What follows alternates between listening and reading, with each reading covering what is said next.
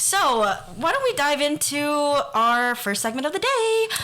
What's happening in the world right now? The good, the bad, and the weird. And just pop culture, because that's what we like. So there's this new show that came out, and I had never heard of the show because I am, one, really bad at watching TV. I'm like notoriously bad. And two, I'm not in the know like that. So anyways, a friend of mine told me about this show called The Last of Us, and I took a look, and I was like, okay, it's based off of a video game. That's cool, you know? I thought the same thing, because Ben, my husband, it's always someone in your life that tells you about the video game show. The video game show. And I was like, no, I'm not watching this. And then he was like, no, please, I think you'll like it. I'm like, you said it's based off a video game? No, the last time I tried this was with The Witcher on Netflix, and I literally couldn't get through an episode. I can't wait to watch Crash Bandicoot the series.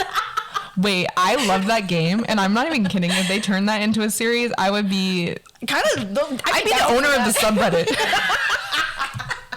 I had that on my PlayStation 1, baby. But yeah, so I was like, okay, that's cool. Like, I get the vibe, I think. And then I swear to God, like a week later, my Instagram was just flooded with everyone was talking about it. You know those posts from Complex News where it's like a big image and big block letters like Last of Us, must see. I decided to give it a go and watched the first episode and came to chatting with you and Alex. Yeah, our friend. And realized that we're all watching it. And the whole world is watching it. And I didn't know everyone was watching it. I was even like talking to my mom, and she's like, I'm watching it. Did we even say what the name of the show is we're talking about? Oh, maybe not. Sorry. But you probably know at this point. It's called The Last of Us. It's an HBO show modeled after a video game. But apparently it's like the best like storytelling video game of all time.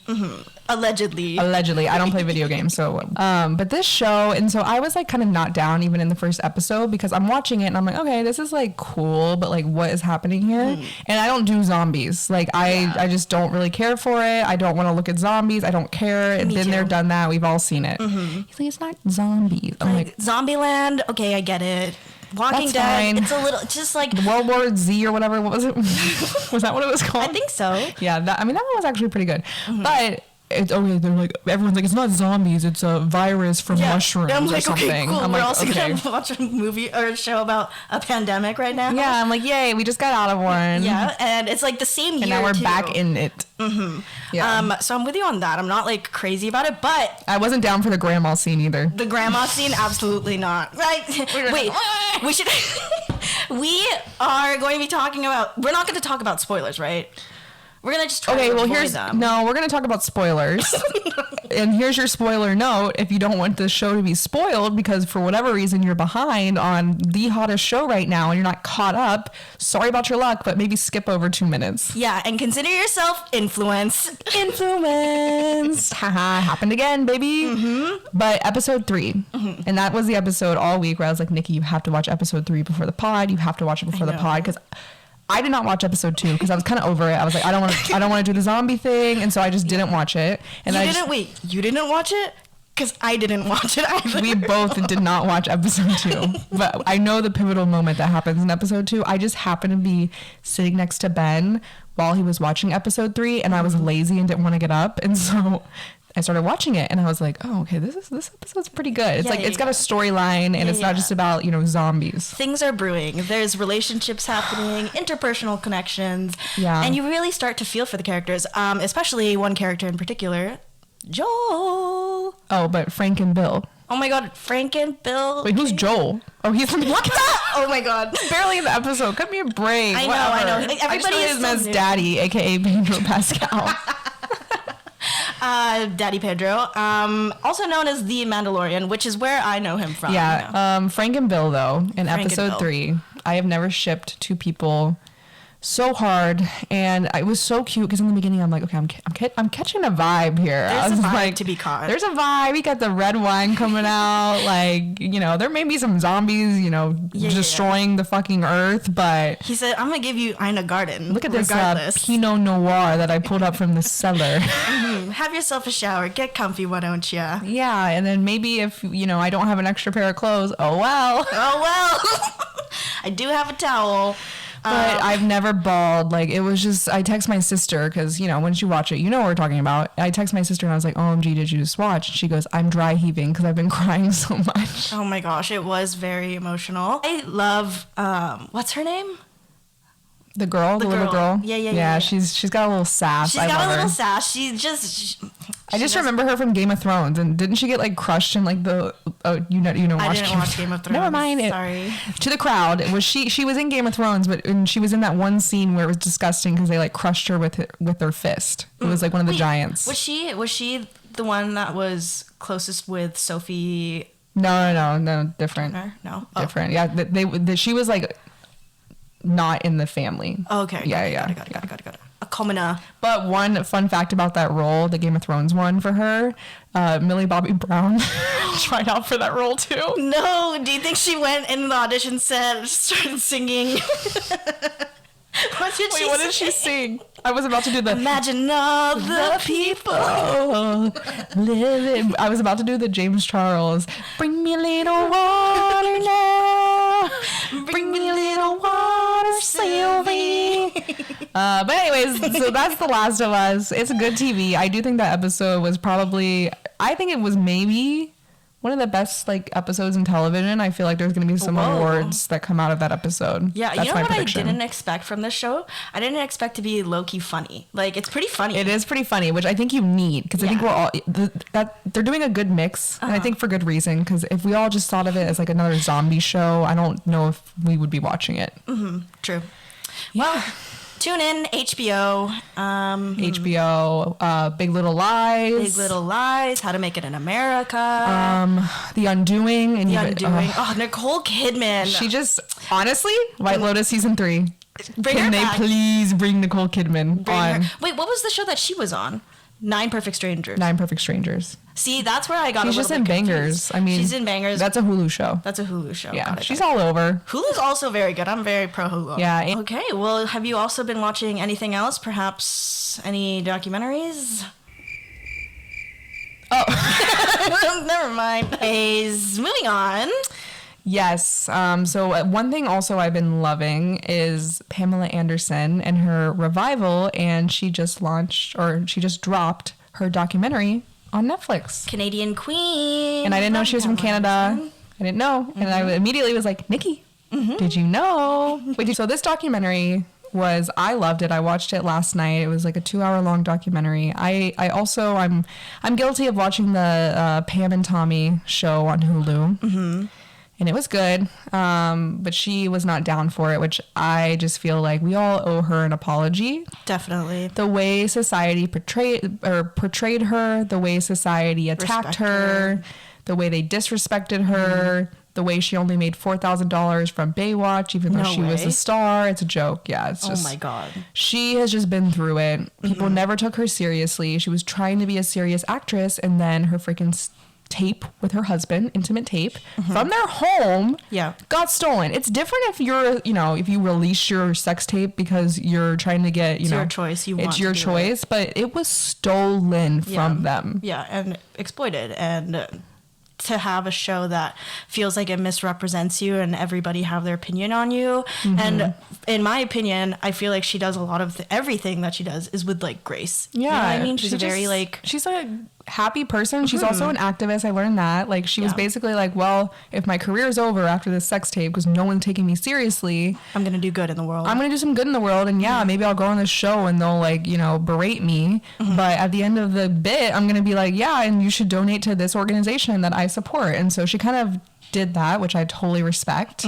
We stan Pamela Anderson. We stan. And I think the biggest part that was heartbreaking is her and Tommy wanted to fight this because it's an invasion of their privacy. Had to go to court, and then in court they just attacked her and they were like, well, you were in Playboy and you're used to being naked on the camera, so why does this even matter to you?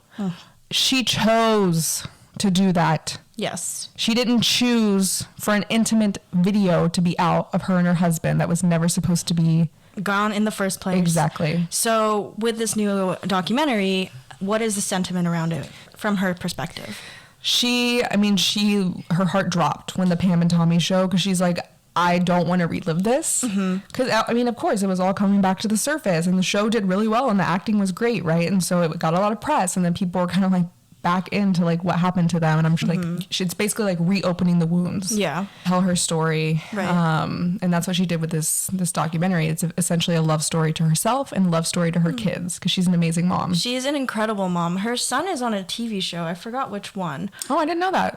It's like a reality TV show, but there's some scenes with her in it. And you know what I actually think it is? It was the Charlie D'Amelio show, I'm pretty sure. Or the D'Amelio show. Wait, are you talking about Travis Barker's kid? No. That's Landon Barker. Okay, but okay. I'm talking about Pamela Anderson's son. Oh, I didn't. Okay. Well, it makes sense because it's the right age group. Yeah. That's, So anyways, Hype House. But yeah, her kids also look exactly like their dad. It's kind of scary. And they sound like him. Copy and paste. It was literally a copy and paste down to the vocal cords. Well, maybe, I don't even know what they do, but maybe they have a potential for music or something. Yeah, he was a drummer. So, but basically she's having a resurgence. Yes. And last night I was thinking about it and I was like, okay, who was the last person that had a resurgence? Our freaking queen, Jennifer Coolidge. Can we please get Pamela Anderson on season 3 of White Lotus? That would be incredible. And can we talk about your theory? Because I feel like that's a really unique perspective that you have. Yeah, so it actually wasn't my theory. I like saw it online. But fair enough. But people are speculating that season 3 is actually going to be back in time because they want to bring Jennifer Coolidge back. And like in the first season, she had said like her and her mom would go to the White Lotuses together. And so people think in season 3, they're going to be going back in time and it's going to be Jennifer Coolidge and her mom. And what if her mom, because they could show like Jennifer Coolidge younger, and then her mom is Pamela Anderson. Iconic. That would actually, I think that would break the internet. That would break the internet. Yeah, so I'm for it. I hope it happens. Mike White, if you're listening to this, which I know you're not. Maybe you are. And if you are, listen up. And maybe share our podcast on your socials. I don't know. You got a big following. Come on. But please. Yeah, if that was a potential, I would watch season 2. You mean 3? No, I mean season 2. Oh, yeah. You need to get caught up, girl. Yeah, so that's the Pamela Anderson documentary. I definitely recommend watching it if you haven't. I really enjoyed it, and it gave me a great perspective of who Pamela Anderson is, and I am all about her. She's in her boss era. She's in her boss era, and I will say her image right now is so cool. Yeah. She's a cool mom. She's a cool mom. She did a like photo shoot, I guess, like promoting this documentary with Interview Mag, which is the Andy Warhol magazine. And I think it was photographed by Petra Collins, who is a big time photographer. Ooh. She works with a lot of like different celebrities. I did see this photo shoot. But anyways, hard to explain her whole thing, but Pamela Anderson is just in her ethereal era. I feel like she's at a point where she's like, you've seen what I've gone through. I have gone through hell and back, rising from the ashes in my, what is the animal? In my Falcon era? Maybe. Phoenix era. In her Phoenix era. So. Yeah, we're here for it. Yeah, I'm ready for it. Bring it. I also followed her on Instagram. This needs to end.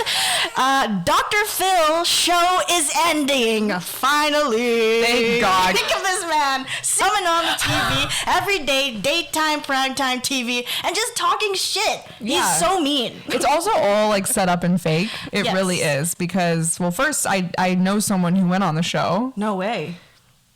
Yeah, I'm not going to get into the specifics, but okay. They basically like kind of tell you what you should say, and like they want you to add to the drama, and like, you know, which I'm not surprised because it's TV. Ruffle some feathers, if you will. Exactly. I mean, do you know who Bad Baby is? Yes, Gucci Flip Flop. How can I not? Everyone on TikTok knows who she is. Well, she was on Dr. Phil, and apparently her experience was like insanely horrible. Yeah, it was horrible, but also now she's famous from it. So. Yeah. Anyway, so yeah, that show's ending, so that's good. I wonder what they're gonna put in place of it. Maybe like a next level Rachel Ray, or maybe me, or maybe you. Honestly, I mean, I always said if Ellen ever ended her show, this is pre her being terrible and horrible and a horrible person. I was like, Ellen, just give me the ropes. Like, I'll take over. I'll host your show. I could see you having a talk show. That's my goal. I want a talk show. I think I would be really good at it. I think, you know, I could tap into a little bit of my journalism classes back in the day. Yeah, I'd be like the next Barbara Walters. I don't know. Oh, I mean, we do love Barbara. Rest in peace. This is the first step. This is the first step. The podcast is the first step. This is just opening doors to what knows. We have no idea.